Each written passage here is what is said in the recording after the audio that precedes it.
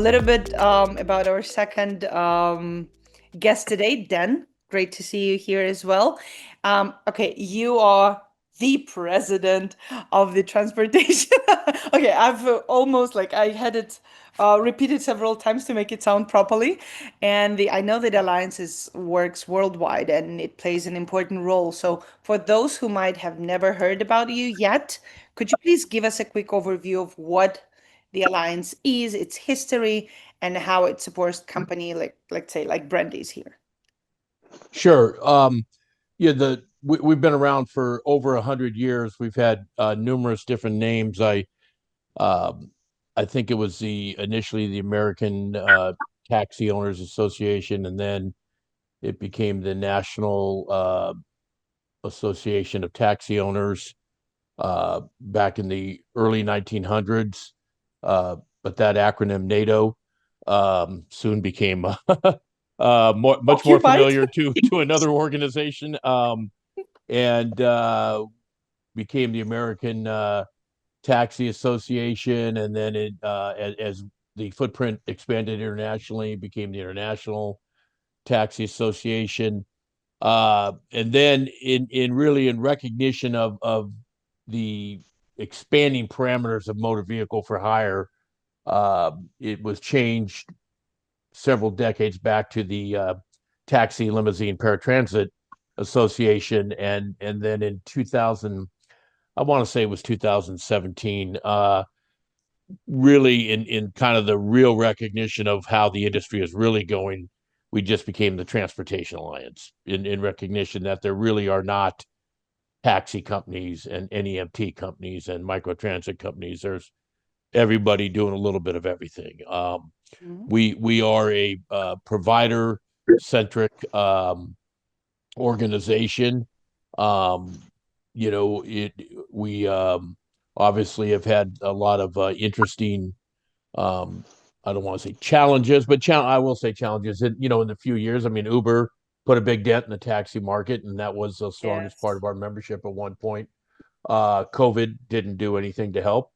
And right now, our primary membership, we have a few international organizations that are members, as opposed to international companies that are really members. Australia, New Zealand, and a couple in Europe, and then we have quite a few members from our friends up north in Canada, Canadian members. And then the bulk of our membership is here in the United States, and they're for hire passenger transportation, ground transportation fleet operators, from as small as somebody in their first vehicle to companies such as Z Trip that have thousands of vehicles.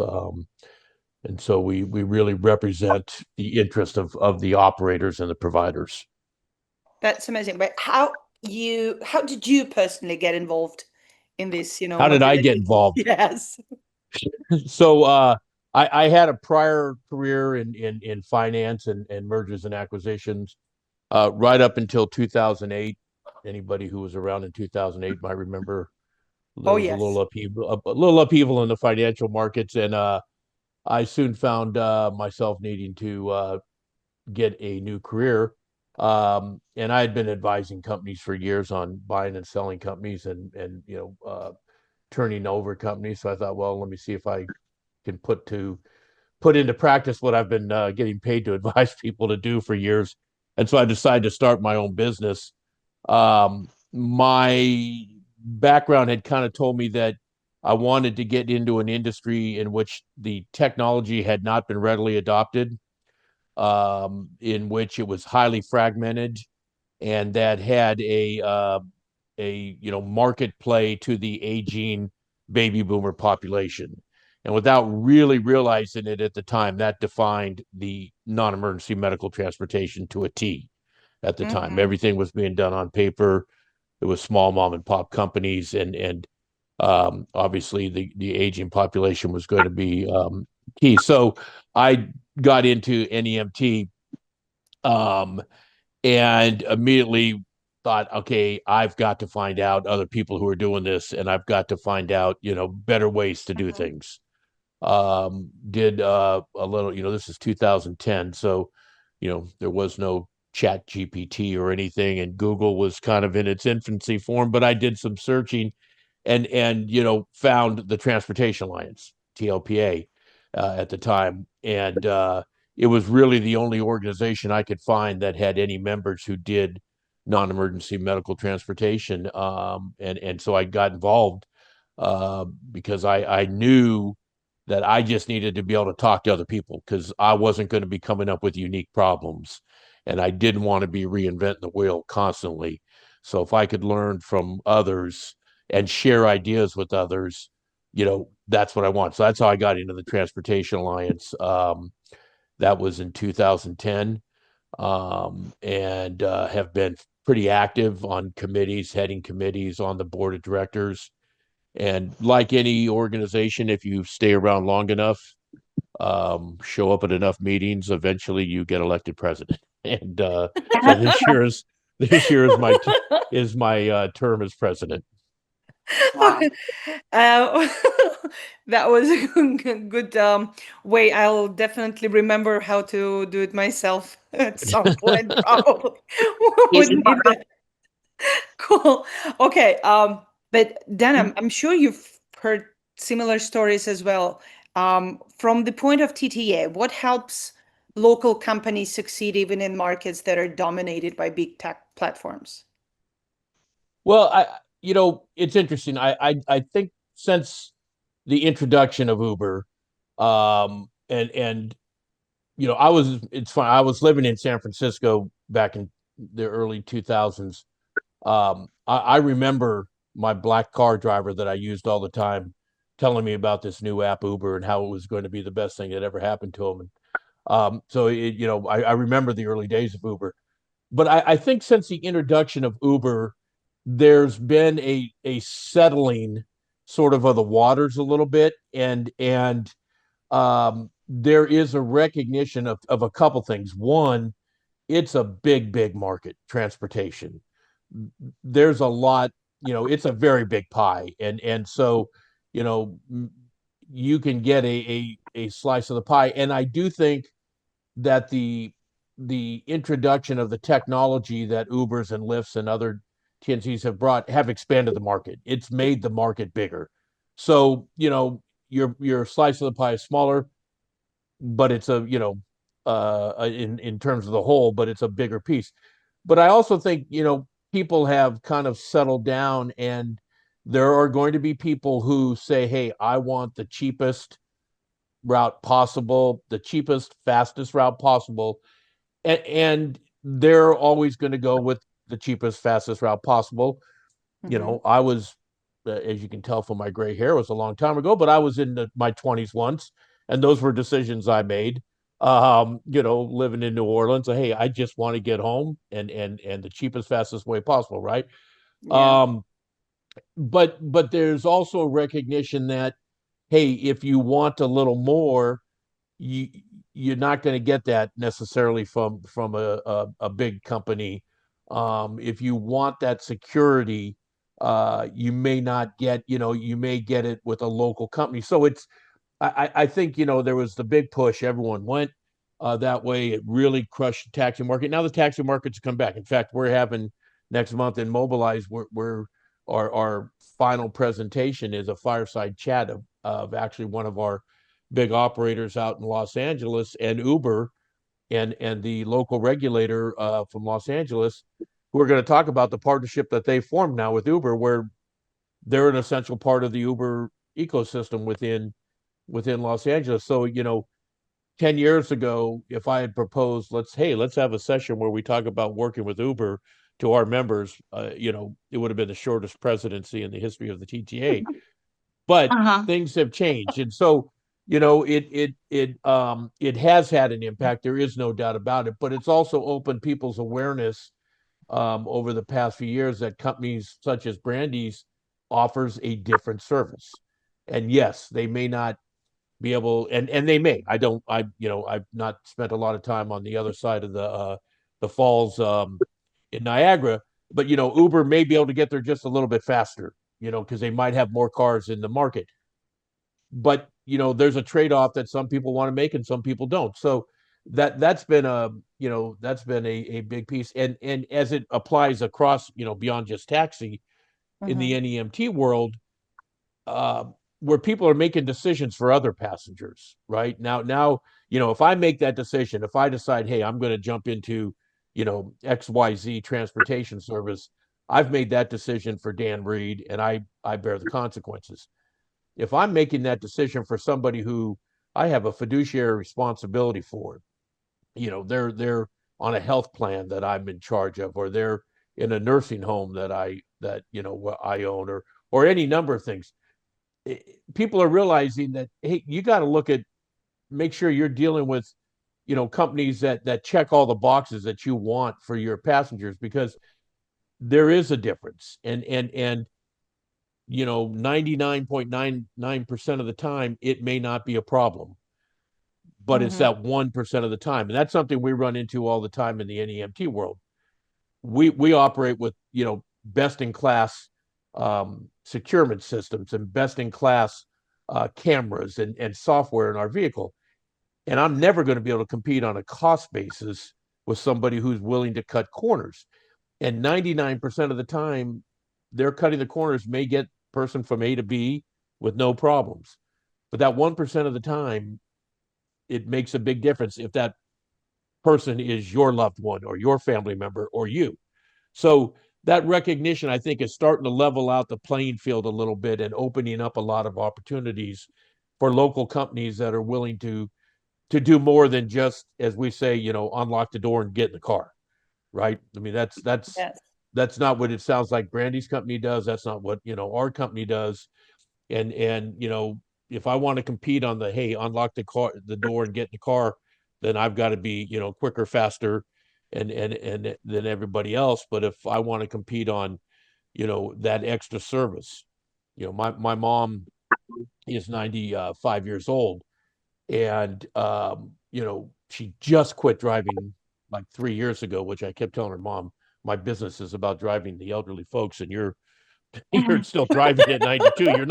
You're not a good marketing campaign for me. But she's going to need a little extra time to get to the car, and she's going to need some help. And so that's, I want to make sure that when she's transported with a company that is going to take that time and help her. I'm sure, well, basically, there's no brainer that Uber has not only modernized, but even created, like you then said, created that market on a different scale. They did educate people to use the technology, but there's like, and things that we keep saying to our partners that even if you do have those giants present on your market, there's still so many potential because they do very specific service. And it's exactly right, Brandy, like what you were doing. You create something that is more than just service. You create a part of life and basically the part of community. And there's so many options other than just, exactly price. So just the price, it's, one aspect, but there's so many more. But I am grateful to Uber for actually making this such an essential part, using the technology for getting from A to B, because that okay, the biggest technology we were using was the landline before, right? And now it's different. Then I think that you've also seen many operators, and I think that even yourself, you've gone through this transformation from non-tech to highly tech providers. So how would you describe what are the most common challenges in that transition? Well, it's getting adoption, and understanding exactly what the system you're putting in place does and doesn't do, and then figuring out how to change your processes to work within that system, and or change that system to that software to meet your needs. There's not a universal uh, software out there that meets every demand for every single company. So you have to figure out which one's going to work the best for you and how do you make it work. Um, when we converted from paper logs and uh, it was um, like about 2012, 2013. And it wasn't that, I mean, we supplied the tablets to the drivers because we have employee drivers. So we supplied Mm-hmm. the tablets, we gave them the technology that they needed. And it hasn't been, it wasn't overly painful. Some of the issues that you run into, um, just from an NEMT perspective, on time performance is very key because you're taking people to medical appointments. Yes. Uh, when you're on paper logs, nobody reports trips 5 to 10 minutes late when you're writing down the time you arrived, right? You look, your driver arrives at 9:05 for a 9 o'clock appointment. They always arrived at 8:59. Um, Yep. when you're on technology, it's what time you arrive, right? I mean, it's when you hit uh, arrived, it records that time. And if you try to hit arrive early and you're not at the location, well, then it records It's that you're not at easy. the location. So, so getting everybody to understand that where you may have been able to, have some shortcuts, you don't now. But then Mm-hmm. also taking advantage. Now, move forward to today, it is really gone from, you know, everything being analog to everything being digital, and how do you take advantage of all that data? I mean, that's, in fact, I've got a meeting this afternoon with some graduate students at the local university to put together, to start working on how to pull our data together, because we have our cameras and our dispatching software and our HR and our fuel cards and our fleet maintenance, and all of that data is great. But when I sit and extract that data from each of the data sets, and then I put it into Excel and I play with it, and then I get it and I find out exactly what I'm looking for. It's a month and a half later, and the problem that I was looking for is history, and I've got new problems I should be dealing with, right. So now, Yep. it's how do you take advantage of that, and don't, not overwhelm yourself, but come to some great, like our new camera system, um, that we're looking at a camera system that has great analytics, to where you can start to say, show me where my driver's speed all have the highest occurrence of speeding. And now, I can start to look at that in a real world. It's this stretch of the highway, or it's right here. And you can now work with your dispatching software to pop up a little message when they're coming into that location. Hey, be sure to slow down. Where are my drivers having trouble coming to a full stop at a stop sign? And you can start popping reminders in. So now you're not in a mode of using data to see what happened. You're in a mode of using data to prevent things from happening. So, it's really staying. I mean, the challenge is using your data in a productive way right now, because the data's out there and it's so much. And as you start to whittle it down and play with it more, you can really become, you know, uh, you can start, we're very, I don't know how things are up in Niagara Falls, but it's a low margin business that we operate in, right? So, you knock a percent here, a percent there, and it has a real big impact on the bottom line. And that's what we're looking to do right now with data. And that's what the TTA is very focused on right now, is how is how can operators use their data to better their fleets and their operations. Okay, so that brings to the next question, like to see whether technology is the only way forward, or are there still operators that are thriving, like doing things the more or less traditional way? I What mean, do you I mean? there are operators that are still, probably not completely analog, but yeah, there are still operators. But I just don't know that you limit how much you can do if you do that. I mean, Brandy could not be in Florida and think about running an operation in Niagara and in Florida if everything's analog. When if That's I right. go back to our company in the early 2012, 2013, we were running probably about 80 vehicles. I was I knew I felt more uncomfortable about what was going on than I do now, where I'm operating 125 vehicles across 2 states, because I Right. can go on right now and see where everybody is. I mean, I could Yep. find out where every one of my vehicles is right now. The problem that Brandy was talking about of having to have a map and a piece of paper was, well, that's not there anymore. I can just go online and see. I can see who's doing what. I can see what trips are on time. So, you could continue to operate without employing technology, but you're really going to limit yourself, and you're going to limit your ability to expand into new markets because quite a few paying sources are just demanding it. Right? They Mhm. don't want to work with somebody that the only solution is to call me and book a trip.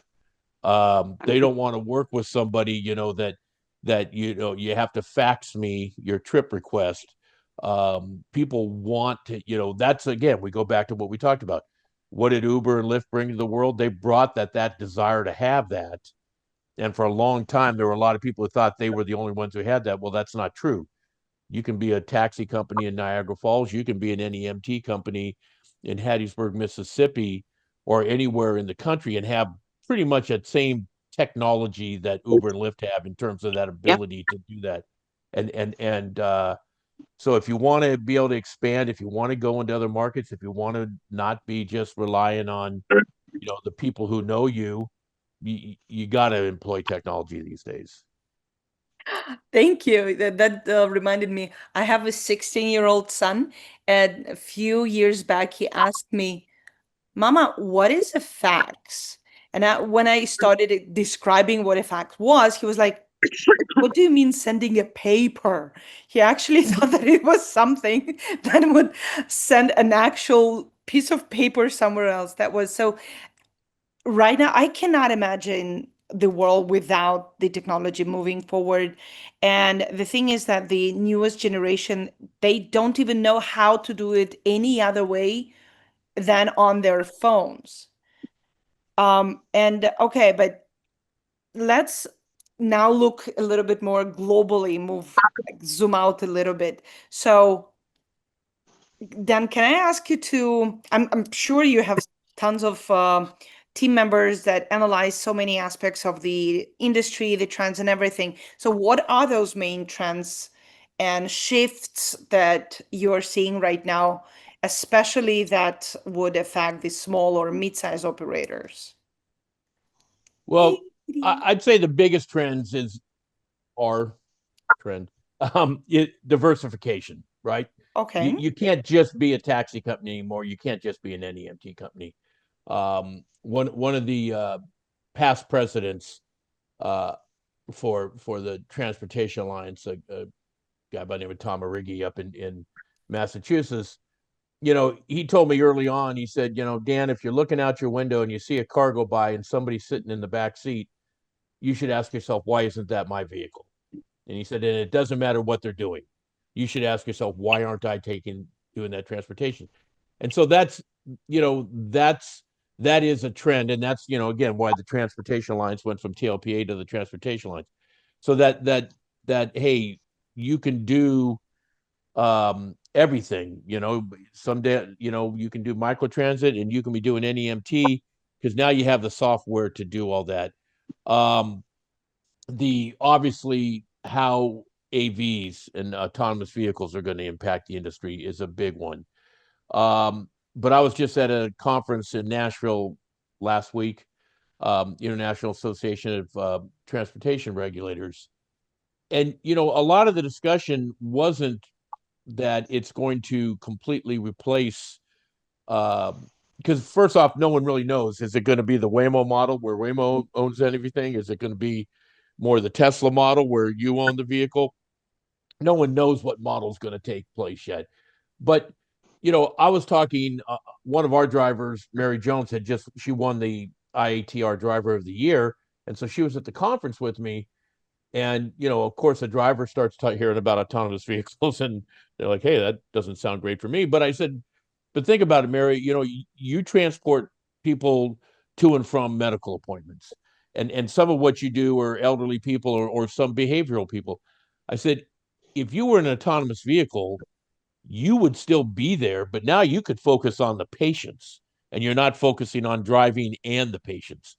So, it doesn't, it changes what you're going to do, but it doesn't necessarily eliminate your position. But it takes that driving out. So autonomous vehicles are a huge, and then just how you integrate the AI aspects into everything you're doing right now. Those are really kind of the big trends. Of course, here in the States, what's going to happen with, um, healthcare, transportation, and there's a lot of questions around funding and those issues, and um, that's got a lot of people wondering, what contracts are going to be good and what contracts are not, and if you're in microtransit. But really the big trends right now are the kind of diversifying and the and that ability to, you know I mean, if someone, as we, the limousine industry has done a great job for years of their affinity program, their affiliate program, right? Whenever they take someone to the airport, they're in contact generally with a colleague in another city to do the transportation of somebody at the other end of the airport. That's something the taxi industry, the NEMT industry has really not focused on a lot. But, you know, you think about it, it's the same thing. Every time you're taking somebody to the airport, or the train station, they're going to get to the other end of their trip and they're going to need similar accommodations generally.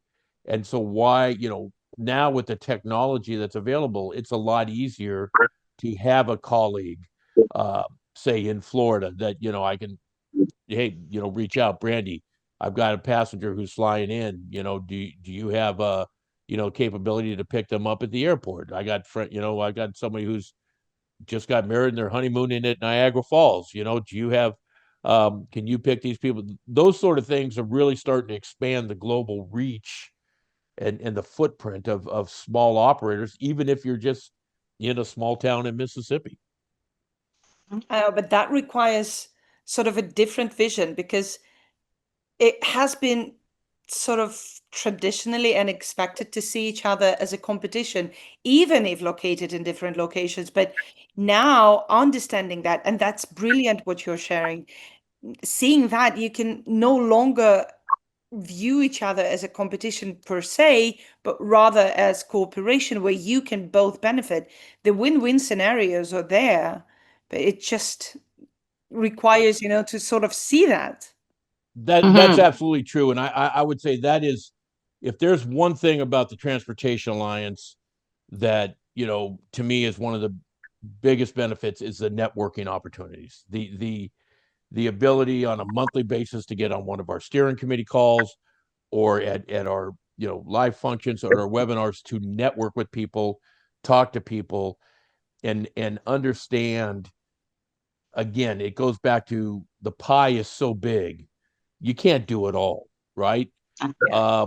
So you got to find a way to do it better, and that networking, and not everybody's your competition. Sure, the guy right next to you with 10 vehicles may be your competition on a lot of things, but not always. And you got to recognize that you're going to compete on contracts, but there's going to be times where you can work together. That's a big shift that has happened, I think, in this industry, and it's really, one that is opening up the industry to dialogue and allowing everyone to improve themselves, because no one's keeping the secrets to themselves. You come to Vegas next month at Mobilize, and there's companies sharing their ideas openly of how they do things, whether it's a two vehicle company or um, a thousand vehicle fleet company. They're sharing their ideas, and that makes everybody better. I actually now have written your phrase down and I'm going to be using it then. So you can't do it all, but you need to find a way to do it better. That pretty much sums up everything that we stand for. This is beautiful.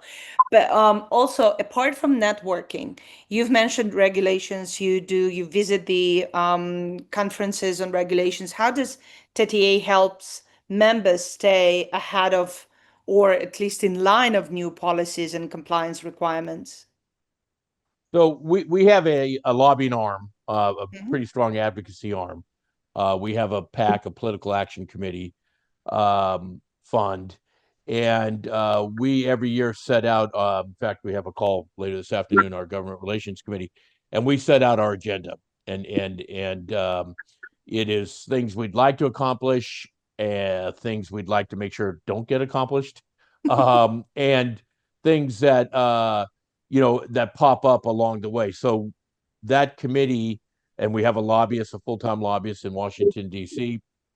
Um, and that committee is a very strong part of the TTA. And so, this year we had several different uh, pieces we're working on, making sure, trying to get regulations requiring microtransit to at least be put out to bid to local operators.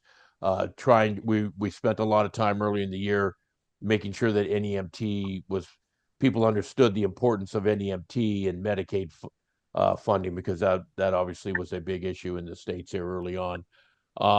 We have policies on several different uh, priorities that we're working on. Independent contractors, maintaining the independent contractor status. So those we have that, and that's a very big key. We communicate that information out to our members. We make it available. We've been encouraging over the recent years the formation of local organizations, sort of sub organizations within each state, because a lot of what you need to do is done at the state. That didn't happen a few years ago when everyone was a competitor. You couldn't get everyone in the room. Now people realize, okay, we're competitors, but we've got a common interest in accomplishing goals. So that's another item. And then we have our steering committee. So this past year we had safety and loss control, operations, and business development. They met once a month, talked about different topics, and then had open forum discussions at the end of those. Next year, we're adding AIAV, kind of our technology, and AIAV steering committee, because again, that's a big piece. So those trends are presented, and we're bringing industry experts on the monthly calls. We have webinars. We do a fly-in in April to DC, and that's where we come in, we meet, we discuss what progress we've made, what are our big key positions. Then everyone goes and meets with their representatives and senators on the Hill, to talk about our issues. We have open houses, which have been very successful this past year. Not huge, so anywhere between 5 to maybe 15 providers meet at a different location. So we had one in Phoenix, one in Akron, Ohio, one in Indianapolis. Those two were actually at vehicle manufacturer conversion companies, Bronability and Driverge, which was really neat because we got to see their factories. We had one in Boston, one in Grand Junction, and one in Montreal. And you just come in and you you the host company presents what they're doing, some of the neat things they've done, and everyone has a possibility to talk about how they're doing it, or how they might do it, or you know uh, different discussion points on different topics. So we're constantly, our theme this year was drive value to our members. That was our key. Anything we could, we have a newsletter that goes out every month. We have an RFP database, so all of our members can go on and see any RFP that's been issued in the United States, for services in any jurisdiction. So we try to always be out in front of of growing trends and keeping our members informed.